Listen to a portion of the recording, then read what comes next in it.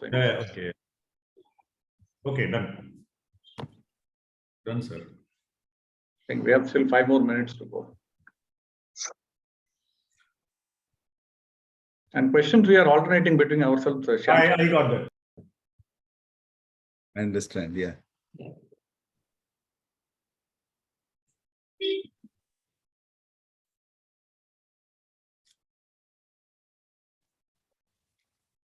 So we wait for 2 more minutes and we can start. So. Yeah. Sure. Good evening, Manohar. Good evening. சௌக்கியமா இருக்கீங்களா? நல்லா இருக்கேன். நீங்க சௌக்கியமா? பரவாயில்ல. Very nice. Hi, Patabi. Hi, sir.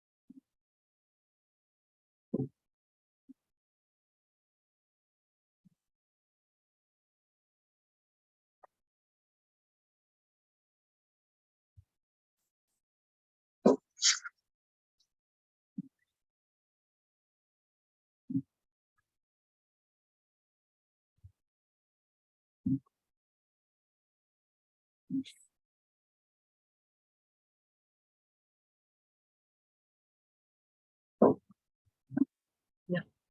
Can we start the program? Yeah, we can. Yeah. Good evening, one and all. Welcoming you all for this very interesting topic, lessons learned from ENRON to Satyam, organized by Hindustan Chamber of Commerce. I now call upon Mr. V. Nagappan, President, Hindustan Chamber of Commerce, to welcome the audience and the speakers. Good evening, friends. It gives me immense pleasure in welcoming all of you. And about a week or 10 days back, I started reading this book, and I finished this book at one go. The Tech Phoenix, written by Sri N. Manogaran and Sri Patabi Ram. I read it twice in the last 1 week, first in Kindle edition, and then after that, the autographed version, which I got it from Mr. Manogaran. I should tell you that it is in the days to come, this will be a very interesting case study in all the management institutes, and also as an author, how to write such a book in a very balanced way. Of course, today's event is more than that, not about the book, but much more about various other things which has happened in the last several decades, particularly in the recent past on corporate governance, various governance issues, the role of independent directors, and various other things, which Shyam and myself will be interacting with Sir Manogaran and Mr. Patabi Ram later. But it really gives me pleasure. And the moment I read it, we approached Mr. Manogaran through Mr. Patabi Ram, and Sir was kind enough to accept immediately, and he gave us a date. And really grateful to you, sir. Thank you so much. So the formal vote of thanks is there at the end of the program, but I should really thank yourself for giving us the time at such short notice. I know how busy you are chairing and on the board of various companies, various responsibilities. This is the burden of being good, but it is a pleasurable burden. I'm sure that you are enjoying it. You're loaded more and more with more such burdens. So it gives me pleasure to welcome you, sir, and welcome Mr. Patabi. And I request Shyam to take over from here. Thank you, Nagappan. It's a pleasure to be with two of the most eminent change makers from our city. If you have to be a change maker, then there are two ways to doing it, as I see it. The first is you create thousands of change makers, and that's what Mr. Pattabhiraman has been doing consistently. But here he dons a different role of an author. So that's a very different avatar which he has taken on, and he has taken a subject which is also very, very fitting. And with him is Mr. Manoharan, who has been a change maker, who has kept on donning bigger avatars with every avatar. So that has been something that struck me a lot. I'm going to do the formal introduction of both of them. Starting with Mr. Manoharan, he comes from a agricultural family, and his ancestors were freedom fighters. And he has been a chartered accountant for 39 years. He was the president of the Institute of Chartered Accountants of India during the year 2006-7. Usually, once people do a term in ICAI, then they go into dormancy. But if you look at what he has done, immediately he was given the onerous task of being a part of the Satyam board, and that really set a standard about how India should deal with corporate problems and how we have the capacity to pull ourselves back from the brink even when corporate governance fails. And that's a real test case. And subsequently, Mr. Manoharan has almost made it a habit, and he has been chairman of Canara Bank for 5 years, up to August 2020. 2 months later, he was the administrator of LVB during its transition to DBS and amalgamation with DBS. And now he presently is the chairman of IDBI Bank, which the government is very actively considering disinvestment. So it's been a journey of responsibilities and being a consistent change maker at every level and a go-to person has been Mr. Manoharan's unique trait. He has been honored by CNN IBN as the Indian of the Year in 2009 and by the President of India with the Padma Shri Civilian Award in April 2010. I'm sure there are many more honors that await him, and I'm sure that there are many more responsibilities that will come his way, and he would continue to be a change maker. So in that sense, we have two wonderful change makers who are going to talk to us on a very interesting topic. So let's hear them. Call upon Mr. B. Pattabhiraman to address the audience. Good evening to all of you. It's lovely being at the Hindustan Chamber of Commerce. I was telling Mr. Nagappan the other day that I think my first conference talk in Chennai was under the aegis of the HCC long years ago. So like I said, it's nice being here. Across the next 7 to 10 minutes, I'll very briefly talk to you about what has happened in the last many years in terms of corporate accounting scandals and what are some of the lessons that we can really pick from them. If you actually Google up or if you look up anywhere for, let us say, the 10 biggest accounting scandals of all times, not just in terms of their scale, not in terms necessarily of their size, not in terms of their grandeur, but in terms of the impact that it has made on people and on the period of time when it happened. If you Google that up, you find 9 of them. I'm not exaggerating. You find 9 of them happening in the first decade of the 21st century. In the last decade of the 20th century, you had wasteland. But then the first decade of the 21st century kicked off with Enron in 2001, I guess, and closed out with Satyam in 2009. These are, it is not that there have been no scandals after that. In fact, there have been some bigger and brighter and more spectacular scandals thereafter. But I think these are the ones that will actually get remembered. Like I said, they will be remembered because for the first time in the history of this country, we were faced with situations that made us think, hey, is this what should really be happening? I'll very quickly trace some of these stories that evolved, and let's start with 2001 Enron. Enron was possibly the biggest, the brightest, and perhaps, what should I say, the most sought after star at that particular point in time. Enron Corporation was literally too big to fail, of the kind that we talk about IBM. And then it fell, and what a mighty fall it was. It was the start of accounting scandals of our times.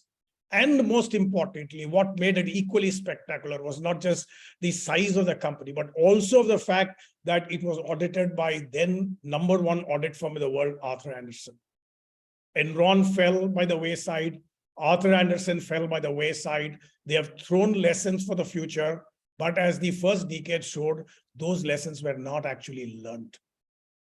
From Enron, you can look on and read up WorldCom. You can read up Tyco. You can read up Xerox. You can read up Fannie Mae. You can read up AIG. And we all told ourselves, including me, that, hey, this is something that happens in the West. This is not that will happen in our country.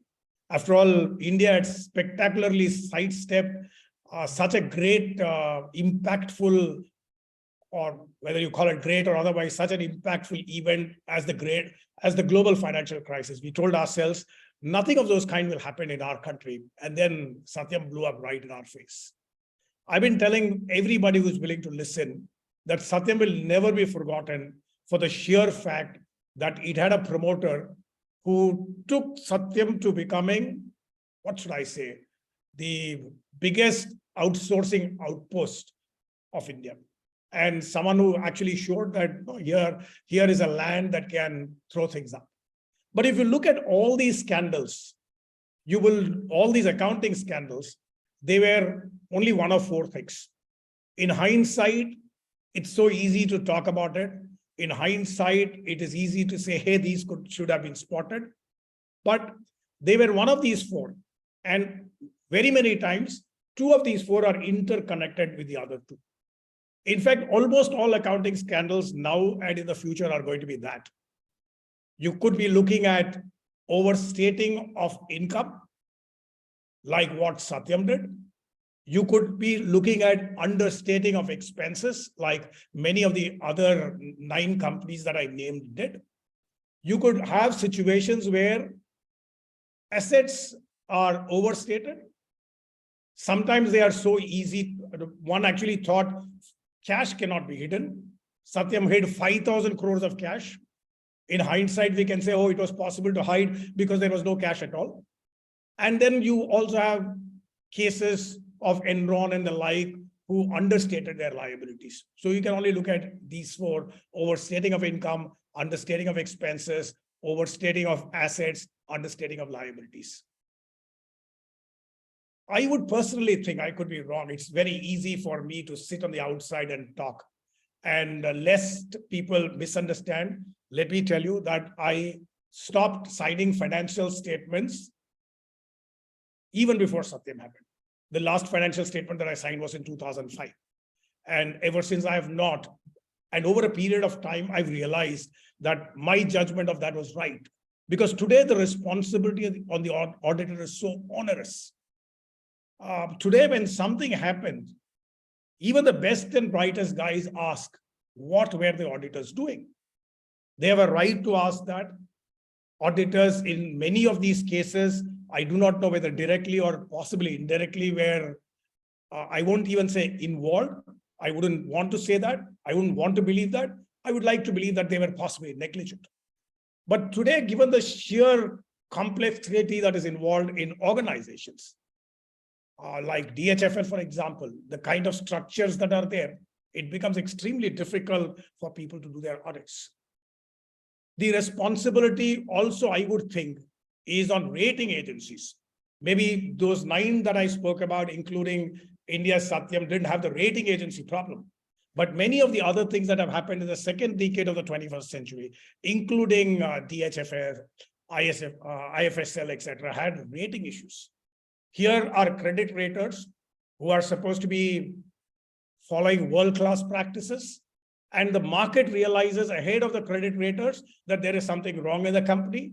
The market price falls, and much later, in fact, after the horse has bolted, you find the rating agencies downgrade. I would think that there is a lot that the rating agencies need to answer. There is also the question of what has been the role of independent directors. Again, it's a gray area, but when some of the biggest names are sitting on the board of a company, and when there are governance issues of the kind that we have had, I think there are issues that need to be asked of them. if I were to really speak about what one can say are the lessons, I can only flag a couple of points, and I'll very quickly do that and close out. We have auditors, then we have the employees, then we have the credit raters, and then we also have the directors, all of them working on a payment model. The auditor is today being paid by the company, paid by the management, whose work he is expected to pass judgment on. Now, over a period of time, that can create an issue. We might all say, hey, no, everyone is very professional, but let's also be honest, let's also be practical, that at some particular point in time, the auditor begins to trust the management, and somewhere deep down things get missed out. One of the first lessons that was taught to us when I first began my internship at Deloitte was that trust, semicolon, nevertheless verify. Trust, nevertheless verify is possibly a maxim that is increasingly getting missed out. The second important thing also is the fact that employees, CEOs, today a large chunk of their earnings come from incentives, come from commissions, come from profits. And when your remuneration, when your earnings are going to come from profits, there is a tendency, said or unsaid, to jack up profits. There is a distinct possibility that that could happen. Same goes for the directors. I personally believe that the directors must be, what should I say, compensated very, very handsomely. But should they be compensated from the same management over which one is overseeing is a question that needs to be asked, a question that needs to be addressed. Because in today's environment, independent directors take huge amount of risk. And as the basic maxim of corporate finance goes, if you take a lot of risk, you need compensation, or you need equivalent amount of return. In the end, I don't want to sound very ethical, but in the end, what each of these stories have seemed to tell us, I don't have empirical evidence, but it's a view that I have begun to believe in, that honesty in public life or in corporate life is only perhaps an expression or an outcome of lack of opportunities. Otherwise, I don't think some of these organizations would have done what they have done. And it also increasingly looks like that when you link reward nearly 99% to performance, as happens in corporates, then even the best of men would end up having feet of clay. It's one thing to own what one calls good conduct, but it's a completely different thing to own great character in terms of doing things that actually matter. To cut a long story short, or to very briefly summarize what I've said all along, even companies which we all along held in extremely high esteem across the last 20 years have fallen down. I've chosen not to name anyone in the second decade because for some reason, because we titled this as Enron to Satyam, so I didn't want to talk beyond that. But in all the things that have happened, questions, the public rightfully asks questions of auditors, questions of credit raters, questions of directors. And if you need to address these questions, one of the possibilities I would think is to de-link performance, rewards from performance, as in from profits. Thank you very much. And I would subsequently like to hear your views on that. Thank you. Thank you, sir. May I now invite CATN Manoharan, Chairman IDBI and a Padma Shri awardee to address the audience. Good evening, everyone. It gives me immense pleasure to be part of this session organized by the Hindustan Chamber of Commerce and share the platform with my co-author V. Pattabhiram. Satyam happened at a time when a global financial crisis was haunting the commercial world. In US, in fact, it was preceded by subprime crisis, where banks lent to customers on appraisal and evaluation and disclosures. So many of the borrowers under subprime crisis, which resulted in subprime crisis, as a matter of principle, did not pay interest, and in their own interest, they defaulted in paying the principal too. With the result, banks, were in for a collapse, and followed by financial crisis when, many of the institutions were at the brink of declaring insolvency. That's when US government was compelled to, legislate, use the taxpayers' money and rescue them. Because of global financial crisis, the inflow of orders to technology companies in India was dwindling, and there was liquidity crunch.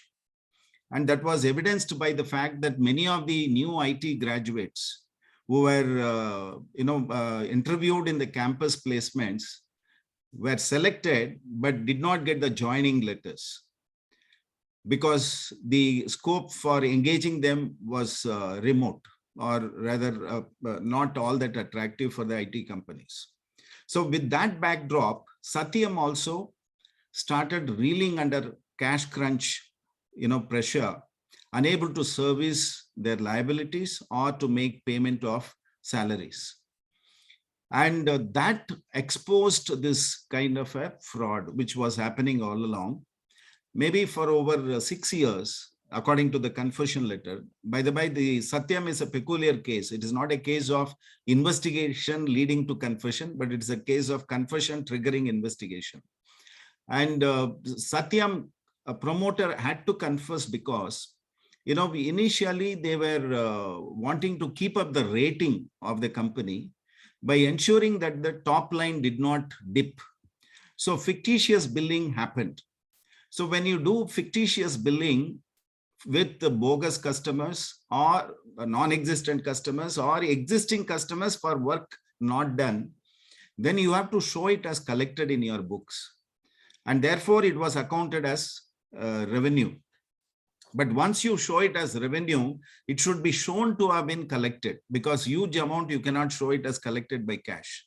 So therefore, the bogus bank statements were produced, or rather prepared. So it was channelized through bank statements which were fictitious. Now, once you show a huge amount collected year after year, quarter after quarter, you should either spend it or invest it. So it is very difficult again to show so much of expenditure to have been spent. With the result, they were all substantial amount, like 5,000 crores were shown as invested in bank fixed deposits. Now, when you show fictitious fixed deposits, interest thereon has to be offered as income for income tax purposes. While the main income, core income of Satyam was exempt because of the concessional provisions under the Income Tax Act, the interest income was taxable. So tax on that had to be paid and returns were to be filed. In fact, during those days, in a social function, when this crisis turning around operation was on, I happened to meet the then CBDT chairman, who asked me, not knowing with any clarity, Manokaran, if Satyam case is reopened and the assessments are redone and fictitious interest income is removed because it is not a real income, whether government has to repay taxes paid by the Satyam company. That was, I did not know the answer then, because many things were fluid and investigation was on. And even our forensic audit was not complete in the sense what we ordered to be done.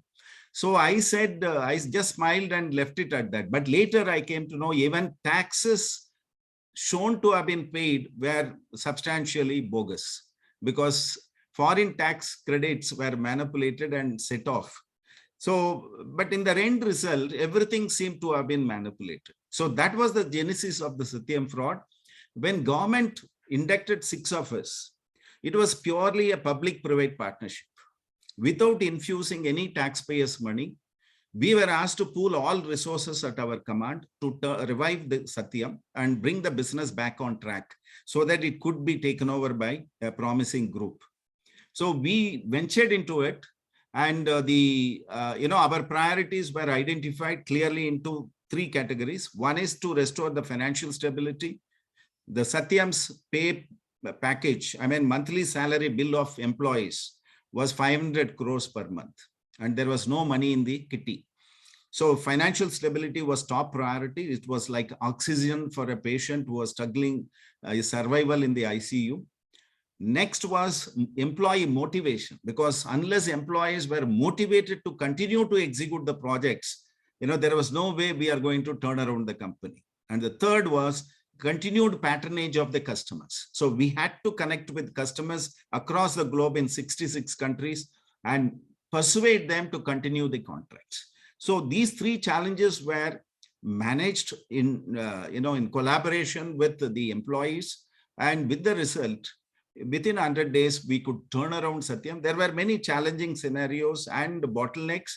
Fortunately, we could overcome. It was all a team effort. And then when we turned around and went in for identifying a strategic investor, 3 bidders participated: Wilbur Ross, Tech Mahindra, and L&T. Wilbur Ross quoted 20 rupees per share. L&T quoted 45 rupees 90 paise per share, and Tech Mahindra quoted 58 rupees. And that's how the Satyam got acquired by Mahindra Group and ultimately merged with Tech Mahindra. And today Satyam, the Tech Mahindra has grown threefold compared to what it was a decade ago, with 150,000 employees and 3 times all around the growth across. And therefore it's a lot of value has been enhanced for the stakeholders, shareholders particularly. So this is truly a success story. And the purpose of writing this book is twofold. One is all that I saw in close quarters for 100 days of turnaround. I did not want it to be left undocumented. And thanks to Pattabhiram, we could produce it as a story that could be read with interest. The second objective was there were many lessons that could be picked up out of this experience, both on the corporate world front as well as from personal life front. So those two got included as 2 chapters towards the end of the book. And with that, we came out with this, and thanks to Rupa Publications who have published it. And now it is there, as Mr. Nagapan mentioned, it is for you to read and cherish. I'm thankful to Hindustan Chamber of Commerce for the opportunity given to share this genesis of Satyam's fraud, and I'm open to interact with you on any of the questions you may have. Thank you. Thank you. Thank you so much, sir. Now the interaction session, Mr. Shyam Shekhar, Co-Chairman Banking Finance Committee of Hindustan Chamber, and Mr. V. Nagapan, President, Hindustan Chamber of Commerce, will handle. Yeah, I'll start with the first question, sir. After so many years of experience as a professional and heading many organizations, what are your thoughts on corporate governance? Because for most of us, corporate governance is still aspirational. Though we are in the investment world for decades, still corporate governance is aspirational, but some may even call it utopian idea or a flawed concept or a good concept which has withstood the test of time and only needs some fine tuning on a regular basis. So there are different ways of looking at it. How do you look at it? That's my first question. Yeah. No, I agree with you. There are 2 perceptions clearly, if not more, to corporate governance. First and foremost, corporate governance is very, very essential because scarce economic resources of the stakeholders are vested with a few at the helm of management to be exploited or used for enhancing the return on investment and also for long-term value appreciation. How do they use it? How do they use their powers, the talent, the treasure at their disposal? All these things are to be regulated. That is what we call as corporate governance. And in fact, the buzzword in the today's corporate world is ESG, the environmental social governance. Environmental consciousness is required to preserve the planet, because whatever you do, it should not be at the cost of destroying the ecosystem around us, which will be leading to the detriment of the future generations. We should prosper not at the cost of posterity, but by preserving the natural ecology, which will make this world a better place to live as we move on. Second is social. It's all about people. Next to planet, people's interest should not be forgotten. So that is why actually CSR is one small segment of the social aspects of this corporate mission. So, and then comes the governance. Governance in the sense, whatever you want to earn as profit or income, it should be earned in the proper way. So therefore ESG has come to stay, and it is the buzzword, and it is to be regulated. And why it is appearing to be challenging? Because there are few people who are crossing the the boundaries of the ethical fabric or the governance norms that are laid down. And unfortunately, when that impacts a segment of the stakeholders, government steps in to modify or fine-tune the law. Sometimes they totally revamp the law, which impacts genuine players, because more and more regulations, more and more disclosures, more and more tightening of controls hampers the freedom of operation and enhances the cost of compliance. In fact, Pattabhiram was mentioning about Enron. Enron led to stringent regulations in US, but later it had to be diluted. And because many were getting unlisted also, and it was difficult to comply. So we have to strike a balance. So it is not the one extreme of, it is possible ideally to sit and watch, believing that people will comply or follow good governance. But at the same time, we cannot leave it to their whims and fancies, but there needs to be a regulation. So that is why I believe that morality cannot be legislated, but conduct can be regulated.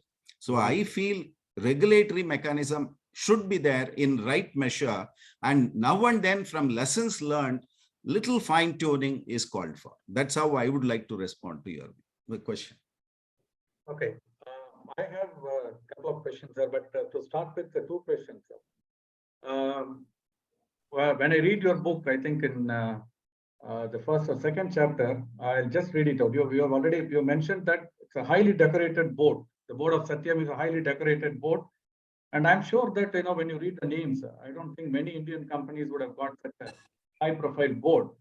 But there again, you're saying that the independent directors' hearts had read the script right, but their heads chose the wrong route.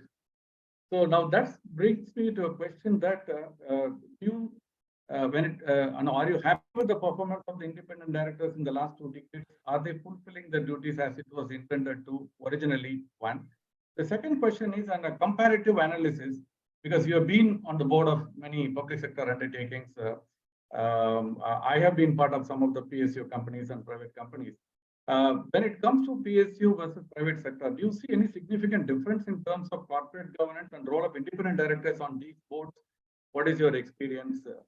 Yeah, actually, I would say that by far, I have been very happy about the quality of independent directors, because I've seen in many boards, some of the proposals, some of the suggestions which do not merit approval have been turned down, though they were initially triggered by the promoters. And sometimes the promoters come back and tell the independent directors, we thank you, because now we realize that would not have been a great idea to have gone ahead with. So, as you rightly pointed out, there could be, like in Satyam's case, they raised questions about the proposed merger of Matos with Satyam, and they were not convinced it is a good case, and they said it in their own way, and they were not in favor of it, but finally they were persuaded by certain arguments and presentations, and they ultimately conceded their standpoint. That is where I think it's a question of the stability of the courage of conviction which independent directors should have, because even assuming that the proposal is going to go through, if one of the directors or some of the directors are not convinced or about the genuineness of the proposal or the feasibility of the proposal, I think it is better to get it recorded as a matter of dissent. So that is one thing which was missed in this case.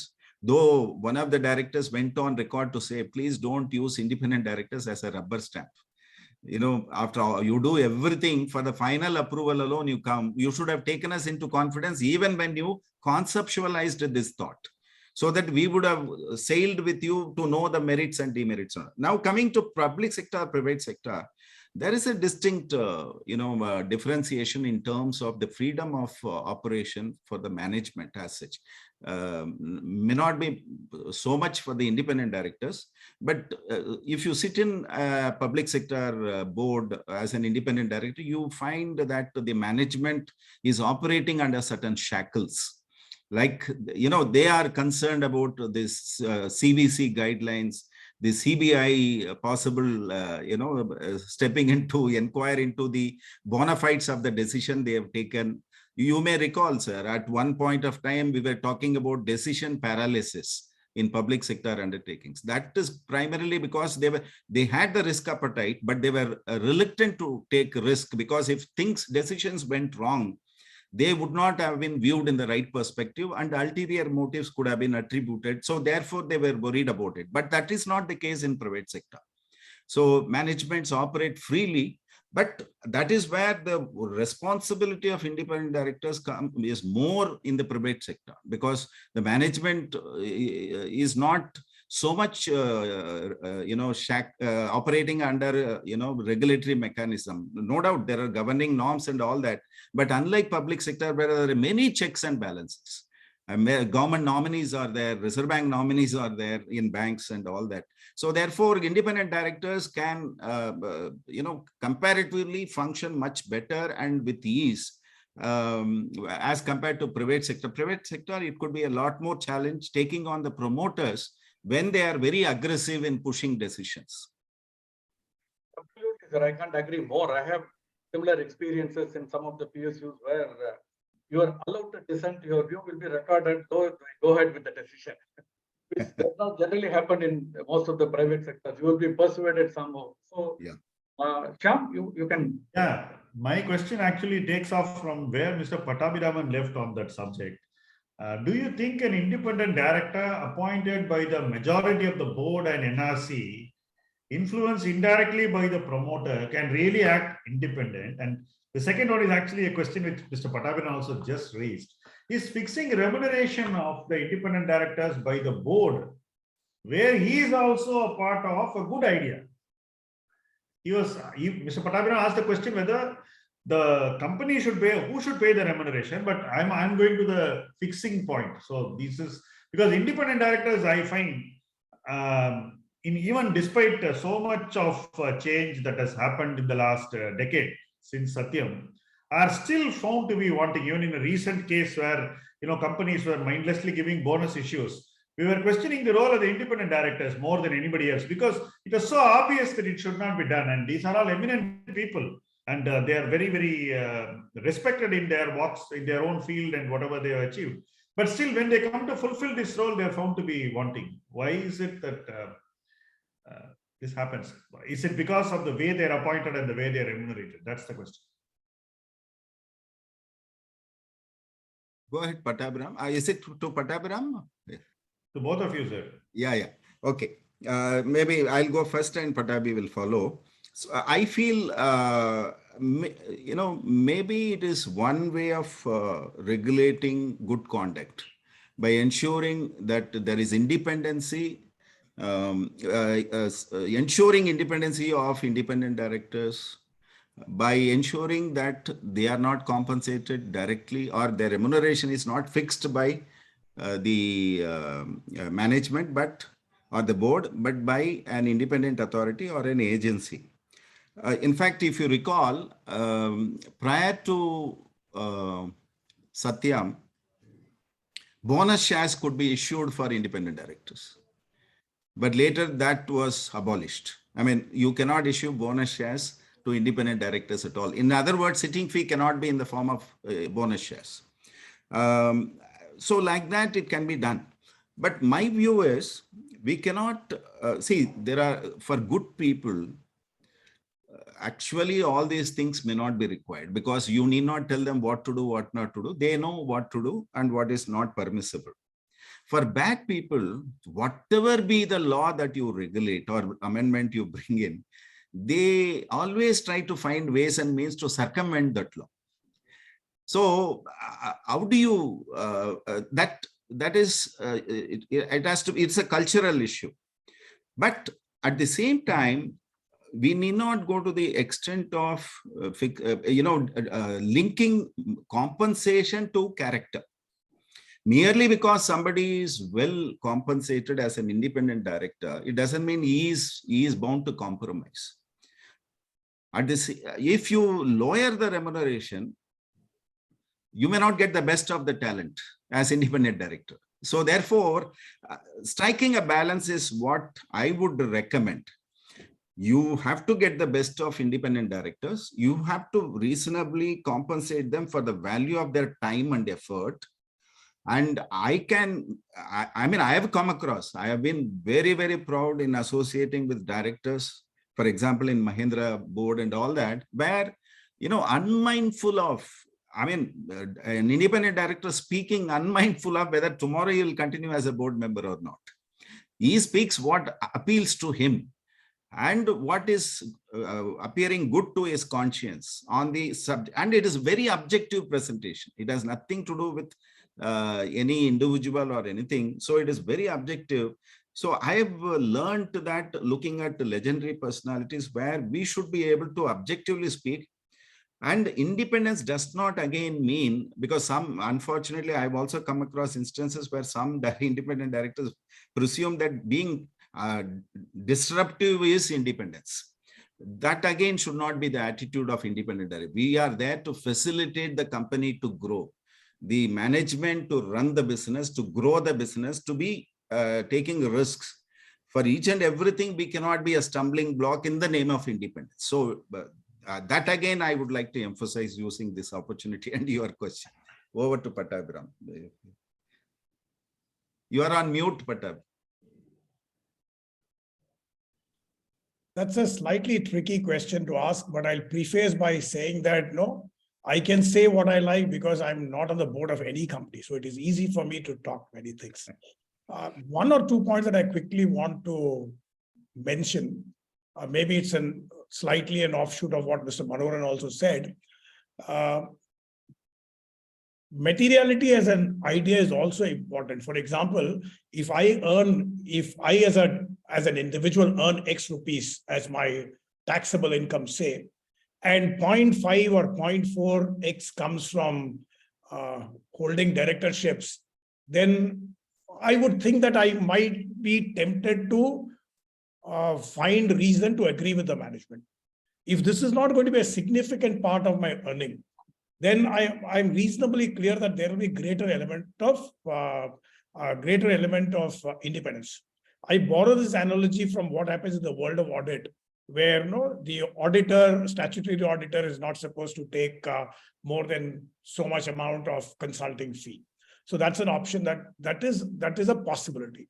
It is in that context, I would think that a third party who also sits there to decide what would be the remuneration of independent director can be different. In my view, it can be different for different people, though my analogy might not be very good. In the Indian cricket team, you have category A players being A+ players being paid X, A player being paid Y, etc. So it is also quite all right if the remuneration is decided and is differential for members on the board. I also agree and don't want to really think that the independent director should necessarily, he needs to record his view, because ultimately the man who runs the business is expected, or the CEO say, or the promoters say, he's the one who knows what the business is all about. And as a last point, what I would think, again, it's easy for me to say, but what I would like to say is that if there is something that your heart tells you it is not okay, I would think that you must give that a little more time. That means you must give that a little more importance, just like what happened in the Satyam case, where I'm reasonably clear based on the on the evidence that is on record. All of them thought this is not all right, that something is not okay. But ultimately they went about possibly saying that same argument that I made, that the promoter knows better. I hope this answers to some extent what you asked. I have a small supplementary question. What are your thoughts on the government fixing the remuneration of independent directors? Do you think that government should fix a cap or get into that business? I don't think so. They don't have any business to be in that. I think the government should restrict itself to Excellent. law, defense, policing, those kind of areas. I don't think they should step in here at all. SEBI can be one choice. Of course, I don't know whether you want to call SEBI government, or it can be any third set of people who come and fix up. Okay, so coming to Satyam, Mr. Manoharan, everyone knows how your leadership not only turned around the fate of thousands of employees and vendors, not only employees but vendors, but also drastically improved the stature of India as a nation globally. What was the key turning point, or at what stage or which point where the new board felt that not everything is lost and we should still give it a try and come back as a phoenix? Yeah, actually, very good question. As I mentioned, monthly salary bill was 500 crores. There was no money in the bank account. The outstandings payable to vendors and service providers was 2,000 crores. And the amounts receivable from customers was 1,700 crores, out of which we don't know how much was genuinely receivable, how much is bogus billing. And so in that scenario, it was too gloomy. It was very, very gloomy and uncertainty, the gravity of the situation. I mean, wherever I went, whichever division I went, I could see the employees lost all hopes. Satyam appeared to be a sinking ship. But we started working on, for example, to ensure not to just to depend on the receivables, we approached few banks and made short-term loan arrangements like IDBI Bank 300 crores, Bank of Baroda 300 crores, stopgap arrangement. Secondly, we started talking to the employees. In Satyam, employees are known as associates. So with associates, we had every evening, we had calls with the leaders and with the different verticals across the globe, frequent calls and all that. Thirdly, we were persuading customers not to terminate the contracts because many of the customers wanted to quit. They wanted to terminate. But unlike in brick and mortar industry, where they can cancel their orders, in software industry, in technology sector, they cannot terminate overnight. It gives us reasonable time for them to migrate to an alternative service provider. We wanted to use that, and therefore we told them, wait and watch. And whenever you are uncomfortable, you tell us you want to migrate, we will facilitate your migration to a competitive service provider. And if that competitive service provider doesn't have the bandwidth to execute your contracts, we will rebadge our employees, Satyam employees, to your payroll, and they can continue to execute your project. So all this gave, and besides, by then the news was out that the Satyam board nominated by the government wanted to do this turnaround or contribute to this revival pro bono without charging 1 rupee as a sitting fee or remuneration. So they started taking our words very seriously. They gave a lot of weightage and started listening on one condition, that every week they will have a follow-up call. Every now and then they will have a con call with me to confirm what is happening, the progress that is being made. Now you asked me, when did we get full confidence that it is going to be possible? Till then, it was least, positive. When the customers' calls happened as a follow-up, when they were willing to continue to patronize us, after answering all their questions, updating them on the positive steps we have taken, I used to ask them one question uniformly. How is the delivery by the employees of Satyam? How is the project going? The common response that I received from all the customers was, before the fraud, it was good. Now it is the best. which meant that the employees had taken it to their heart and soul. It is a do or die situation. We have to give their best. Of course, there is a recost to this. You know, the moment we went in, as a motivation, we recorded YouTube videos and circulated it to all the locations of Satyam for employees to view it, watch it. The gist of that message was, we are strangers to Satyam. You are what you are because of Satyam. Satyam needs you now. If you leave Satyam, because many of them wanted to resign and go, if you leave Satyam, I mean, that will not be the right thing for you to do when a company desperately needs you. We have come here to join hands with you to resurrect this company. Please help us to revive it. Few months down the line, we are confident we will succeed. You should be part of that celebrations we are planning after revival in a few months' time. And then thereafter, you do whatever you want. You know, that seemed to have registered in their mind very strongly. And therefore, this feedback of customers, when it started coming, we realized when the entire employees are with us. In fact, many of them came and said, we don't want variable pay. Remove our, we are willing to take a fixed pay. We said nothing doing. We will not default on 1 rupee of your salary, but you ensure that the customer satisfaction is at its best. So I think that was the situation when we got confidence. In a matter of few weeks, we realized all the employees are with us and there is no way we can fail if we continue to take positive measures. And that's why, Mr. Nagappan, if you turn the 3rd or 4th page of the book, there is a dedication to the Satyamites who made this revival possible. So we have dedicated this book to the employees of Satyam. Thank you, Sir.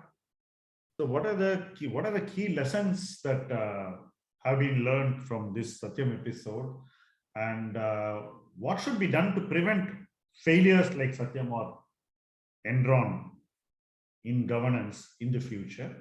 Have we learned enough lessons or taken enough precautions to stop such recurrences? Patabi, would you like to add and then I'll follow you? Yeah. Shyam, if you don't mind, I'll tell one thing. I don't know whether Mr. Manoharan likes that kind of answer, but I will. I'm not as diplomatic as Mr. Manoharan is. I think you guys should read the book. There are 20 lessons that he has put out. 20 lessons that he has put out that come from for corporate India. And no, I think 20 lessons are for individuals and 7 lessons that come for corporate India. So we'll not answer that question. I just wanted to add that I think that the more specific part, when I read the smartest guys in the room, the book on Enron scandal and this book, a lot of similarities, and this book is written even in a more non-accountant language. Though 2 chartered accountants have written this, but it is more, anyone can read this and learn a lot. I wish the regulators, the government, the private sector, corporates, independent directors, all of them read this book, particularly the chapter 16 and 17. 16 for, on the legislation and governance. The difference between that book and this is that they've given various lessons learned and what should be done going forward. And then the chapter 17 is the learnings for life, I think, which is, very, very important. The best thing is about you have compared the personal lessons with the Satyam saga, so that is something very important. There are a lot of questions coming from the audience here. And before we take on the audience, I have to certainly take up the question from my colleague, Vijay Chodia, the President-elect. He has asked Mr. Manoharan, can you narrate some incidents which is not mentioned in the book? Leave it to you, sir. Or we can actually, just as as Patabi yes, hinted what I should say, what I should not say, but just not to disappoint Shyam, and at the same, and to cover what you have asked. What has been asked, which you have had as the question. Shyam, please come on video. We want to see your face when you answer. No, actually, for India, I think there is one reason to celebrate because of Satyam, and one reason to regret or learn from. The positive which we can celebrate is You know, in America, if you see, Lehman Brothers collapsed, AIG collapsed, many institutions broke because, you know, in a lighter vein in the balance sheet, on the right-hand side, assets, left-hand side, capital reserves and liabilities. Suddenly, many of those institutions found on the right, nothing was left, and on the left, nothing was right. And they were allowed to collapse. But in India, when the same thing was the experience with Satyam, government did not allow it to collapse. It was taxpayers' money was not used to revive it. At the same time, it was not allowed to be, left to the market to take care of it. Public-private partnership, out-of-box thinking, which even America, that's why Wall Street Journal wrote, US should learn from India on how to turn around corporates in such a crisis. Now, the negative thing or the lesson we are yet to learn is Madoff happened 6 months before Satyam in US. Mr. Madoff committed a fraud of 65 billion US dollar equivalent. And the trial commenced, and within 9 months or so, by July 2009, the trial was completed, investigation was concluded, and the judgment was pronounced. And how much was what was the punishment? 150 years of imprisonment. And when this judgment was pronounced, Mr. Madoff looked at the judge in disbelief and said, "My lords, I'm already 70 years old." The magistrate said, "Do your best." Implying this 150 years is not for you, Mr. Madoff. It is for all those who are waiting to commit similar frauds, what awaits them. Since you are 70, you may be able to serve only 30 years more or 10 years more in the jail. But, you know, that stringent, quick, expeditious conclusion of investigation and pronouncement of a stiff punishment, which will deter others to venture into such frauds in future, has not been achieved yet in India. I think that is what we should pick up as the greatest lesson for the country as a whole, judicial reforms. Good. Yes, I think as you all know, Mr. Patabi is an excellent teacher, and P.N. Manoharan sir is a teacher of teachers, and both of you have a lot of fan following or students throughout the world watching this program right now. I could see many people who are non-members are also watching this. Before I proceed to the next question which is being posted, in fact, one of your students, Mr. Kapil Dahal, he says he's from Nepal, and mentioned about both of you. And in fact, your book, I should compare it with, I don't know how many of you have read the Companies Act of Nepal. That is one Companies Act I have read completely because it was so simple, unlike our Companies Act, which needs Ramaya's volumes and volumes. So I think for the benefit of the new, other people have joined, we keep conducting many such programs like this in our chamber, and you can keep tracking us in Twitter handle, Hindustan Chamber's Twitter handle, and Facebook, LinkedIn, and Instagram. We keep communicating on a regular basis. So now this question is on the author's side. I think more to Mr. Patabi Ram. What was your experience, in writing this book? Because I could see clearly your mark of, when it comes to a layout and other things. I remember reading your books on capital markets those days, mutual funds and other things. So very interesting layout and also the content. So can you please share your experience of writing this book? No, this was a fabulous experience. While the other books was to a large extent a solo effort. Yes, there was a team, but that was a team which would do what I wanted, in the sense that there was a generational gap, etc. They were looking up to me in order to complete it. So that was a different experience. This is completely different. This is fabulous. Working with Manoharan, I don't know how many of you have worked. It's a great experience because you agree upon a few things, you disagree on a few things, working it out. That way was great. And it also gave me a first-hand insight to what actually happened there. I've told everybody who has ever asked me that this Satyam story of 100 days is actually the most important one. What Raju did before is gone. Nothing we can change about it. What Anand Mahindra did after it's another story. That's a nice story. Everybody will read, everybody will get excited. But this 100 days, which was such a short period, I always believed that those were the real heroes. The 53,000 people, the 6 board members. And I always felt, 13 years have gone. Nobody really wrote about what happened during those 100 days. I'm sure when you read it, you must have got insights into it. And no, it's a story that needed to be told, because people will not remember the agony that those 53,000 people went through.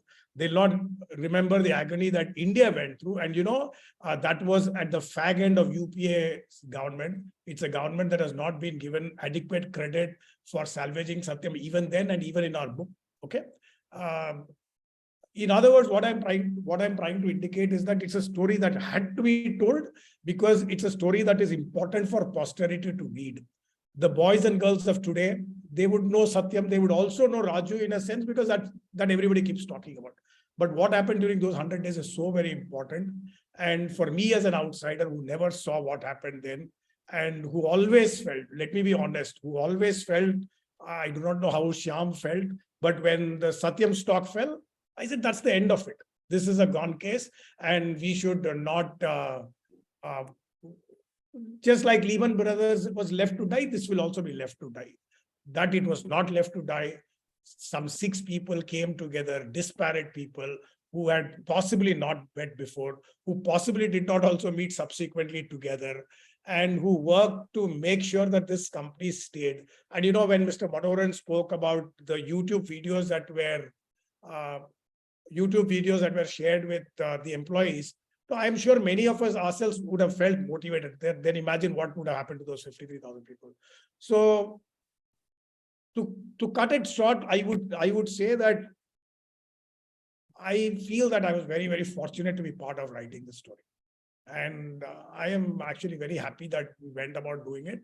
And the experience here is very different from the experience earlier, and will definitely be very different from the experience that will happen in the future in any of the writings that I do. Just to supplement Pattabhiram, if you permit, Mr. Nagappan, only 2 thoughts. One is I must place on record special appreciation to Pattabhiram, because but for his association in this project, had I written alone, it would have been a mere documentary film kind of a thing. Because Pattabhiram got associated, it has become a very, very interesting movie theme. I mean, a story that can be read by anybody, as you rightly said, not a corporate executive alone, but a student, business school. It can be a case study. An housewife can also read this as a fiction. And so that is the first point. Second point is, again, Shyam will again feel happy. I'm sharing one more lesson. This is the lesson for the authors. I mean, this was my dream to write this book since 2009. No doubt, the moment Satyam turnaround happened, I had dictated this, prepared the basic manuscript into some 90 pages and kept it in store. But it was gathering dust. Now the lesson is, everybody was cursing about COVID and pandemic, but we felt that in every adversity, there is an opportunity. So when my travel stopped and I was placed in one station all along, I thought how best to use it. I thought, why not make this dream of my writing Satyam story as an experience into a reality, and joined hands with Pattabhiram. We had at least 25 Zoom meetings. For every chapter, we deliberated. And then I think, in that adverse situation, this was the best we could produce, Satyam. And lesson for the readers as well, that under no circumstances, you should succumb to adversity. You should bounce back with a positivity, and you will be able to deliver some outcome which you will be proud of and which can be useful to others. Thank you. So in the book, in fact, with your permission, I'll just read out one paragraph. When you mentioned about EMRI, the project EMRI facility, I was moved by the indelible impact Raju left on all those who worked closely with him. This was Ramalinga Raju in his Dr. Henry Jekyll avatar from Robert Louis, Stevenson's novella, The Strange Case of Dr. Jekyll and Mr. Hyde. They had two distinct phases. Alas, in the real world, they do not neutralize each other. I mean, that's very, very nicely put. We don't have to worry about which was the real Raju because he was both. Perhaps it would be best to say that he was Mr. Hyde by circumstance and Dr. Jekyll by nature. This sort of keeping yourself at a distance, observing, and without having an opinion, but then leaving it to the readers to decide on it, but saying the fact as a fact. I think that is very important, but just still keeping it a readable material. I think that is very, without artificially cooking up or, or even genuinely telling something which should not be told in certain circumstances. I think this book has come out very well. And any questions, Shyam? Anything from the audience? Somebody has asked a question that Satyam is a great win for Mahindra. What if Mahindra did not take over and someone else did? You want to answer it? Yeah, actually, just hypothetical analysis in response to the question. I feel, in any case, it would have been a success story for one reason. Satyam had premium talent. Even though the top line went to jail, the second line, third line, multi-layer talent was there to run the company. That's how we could turn around the company. So therefore, any company which would have acquired it, it would have turned it, it would have taken it to further heights. And it had the strong asset base, the best of infrastructure. For example, in Hyderabad, they have 100 acres in one place, 25 acres in another place. This 125 acres houses world-class infrastructure for any IT company. So, no company could have let this die. Whoever would have acquired it would have been a success. But the other aspect, the direct answer to your question, Mahindra's acquiring it added the possibility of this company succeeding far better than any other company acquiring for one reason. If any other company would have acquired, they would have had all the verticals which Satyam had. There would have been conflicts at different layers of management, like top leadership, middle level management, same designations, same talent, multiplication, duplication, and all that. So cost cutting, all those things would have happened, attrition, so many things. But Tech Mahindra was only into one vertical, telecommunications. They were collaborating with British Telecom and they had only communication vertical. Satyam had every vertical other than communication vertical. So the synergy was instantaneous. Business advantage, synergy.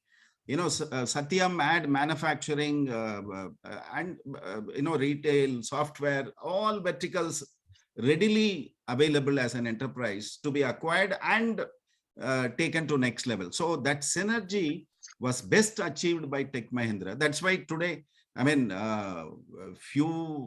year back, if you had seen the share price to now, it's quoting Tech Mahindra share price today is 1,074 rupees. It went up to even 1,700 or 600 at one point in time, and it has come back. But I'm sure it will, bounce back. But even this 1,074, and when Satyam merged with Tech Mahindra gave a split, and a bonus, which means the shareholders got benefited 4 times of the existing holding. And then the value kept on appreciating. No doubt it was, there were ups and downs fluctuating because that's all part of the extraneous market conditions also. But I think even if any other company would have acquired, it would have grown, it would have been successful. But Tech Mahindra acquiring it was much better because of the synergy that could happen instantaneously, and without much of gestation period, it could be grown very fast. Okay. Now, this question is to Pattabhiraman probably, and I think we have already exceeded the time, so we'll try to wrap it up as early as possible. But Mr. Pattabhi, I think, are you working on any other project? This book must have really I mean, I don't want more and more Satyam-like cases. Comes to happen just because Mr. Manoharan is already available for us. But but are you working on any project new? Can you tell us about it? On writing projects? Yeah. I think Rupa is scheduled to come out with a book sometime in February. It's written by me and one of my friends. It's called The Great Bank Robbery. It talks about how banks work, and it talks about 11 scams. 11 scams as 11 distinct stories, and one chapter that talks about how banking in the future will look like. And we are right at the completing the edit part of it. February first week, they are going to release it. I'm sure we will meet again in February at Hindustan Chamber of Commerce. Most happy. Most happy to meet along with Mr. Manoharan, because there's a lot. The whole thing is about banking. Yeah, okay. We should. So we can wrap it up. Anything you want to add to Mr. Manoharan, you can say 2 minutes. Nothing specific, I feel Satyam appeared to be impossible to begin with. In fact, the media interview, which I always recall, when I chaired the board meeting, we had weekly board meetings. One of the board meetings I chaired, whoever chaired the board meeting became the spokesperson to the media. And when I briefed them what happened, subject to confidentiality, disclosures, one of the journalists asked me, Manoharan, you are all temporary directors on the board of Satyam. Satyam is a sinking ship. What can temporary directors do? What can you achieve? I don't know where from I got the answer. With all humility at my command, I smiled at him and said, we are all temporary in this world. But we can build institutions which are permanent in this world. We can resurrect institutions which will have eternal existence with excellence. We can follow and adopt values and principles which will last for generations to follow. We may be mortals, but institutions and values and principles need not be. They can be eternal. I think that is what I would like to share with the viewers as a parting observation and close my remarks. Thank you. Thank you so much, sir. Truly inspired. And thank you, Mr. Patabi. And thank you, Shyam, for taking time and joining us and helping me in this. And over to you, Ms. Chitra. Thank you, sir. That was really inspiring. May I now invite Mr. Vijay P. Chodia, President-elect, Hindustan Chamber of Commerce, to propose a vote of thanks. Good evening, everyone. I have great pleasure in proposing a formal vote of thanks.